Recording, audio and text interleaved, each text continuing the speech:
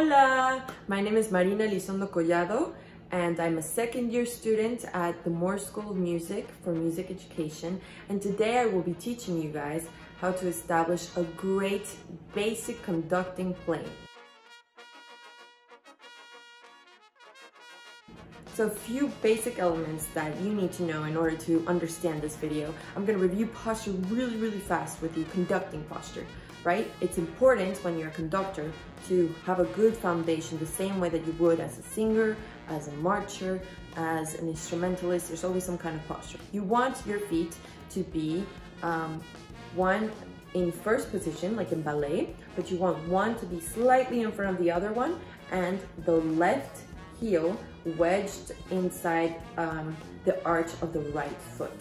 Okay, so that's how it's supposed to look. Second hinge, your knees should not be locked, but they should not be bent down, you know, so you wobble up and down. They should be a little bit loose. Third thing, you want to make sure that your hips are slightly tucked in. And what does that mean? Lean all the way back, lean all the way forward, stick your butt out, stick your belly out, you know, find the halfway point and then tuck it a little bit in. And that's how it should feel. You should feel a slight engagement of your abs.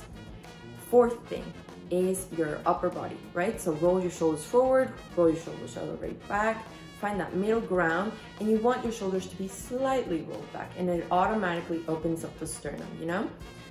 Fifth thing, you want to make sure that your chin is slightly above parallel when you're doing this, and it's not tucked in or like up to the stars and you're looking at the sky, you know? And those are the 5 things that you need to know about posture in order to look like a great conductor. So let's go into the conducting plane. Let's talk about the 3 hinges. So you say that and you're like, what the heck is that? So in order to establish a conducting plane, it's all about the upper body. First, we're gonna raise awareness of our shoulder hinge, right? It's our first hinge. So I want you to flap your arm like a chicken. That movement you create with only your shoulder, moving it up and down, and you can put it up and down and around. Don't hit your face. And that's your first hinge, okay? So the shoulder in a conducting plane should not be pressed to your side. It should also not be at a 90-degree angle to the ground, right? You want to make a fist and put it right at your rib cage and let your shoulder fall. And that's about the amount of space you want from your bicep to your rib, okay? The second hinge, we're gonna establish awareness of this, and I want you to be, give me a go Cougs, and put that paw up in the air, that you're moving that with your elbow, and that's your second hinge, right? I want you to flex your elbows all the way so that your fingers are touching your shoulders. I want you to imagine that parallel to the ground is a full 90-degree angle, right? I want you to put your hands at about a 95-degree angle. Third hinge is your wrist. So I want you to act like you're saying bye. Bye-bye to all your friends, okay? That is your third hinge. Wrists are not gonna be completely flat, and they're not gonna be completely straight up, right?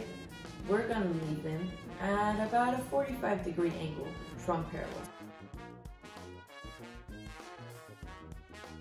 Your shoulders can't be locked like this because if not, you're only moving with your elbows and your wrists. They can also not be like this because if not, you're only moving with your shoulders. By putting that fist distance from the rib cage, you have enough room to be able to use both at the appropriate proportion that hinges should be used. Remember, shoulder the least, elbow the second least, and third, the wrist the most.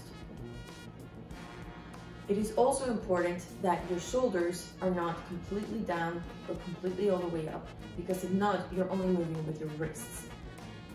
The third thing is that your wrist being at a 45 angle, it allows you to establish clarity in your conducting. And that's a more advanced technique you can learn later.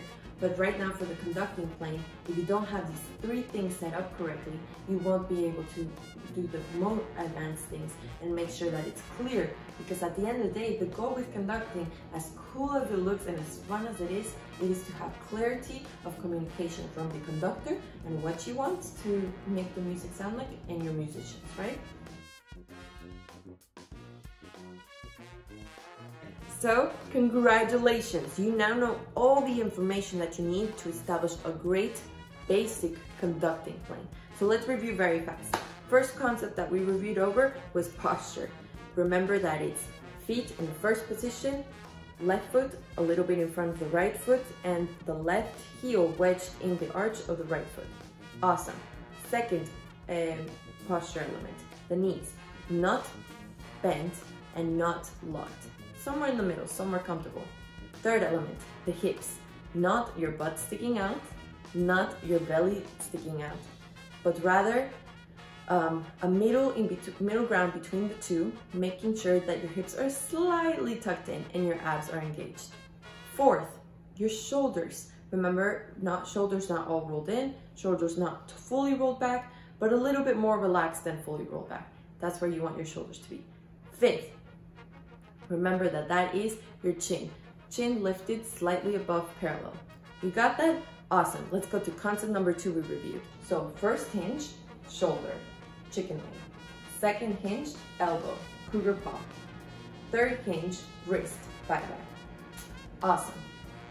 With that, you now have the 3 main aspects that you need in order to create a great basic conducting plane. Remember, go ahead and replay the video again if things were not concrete.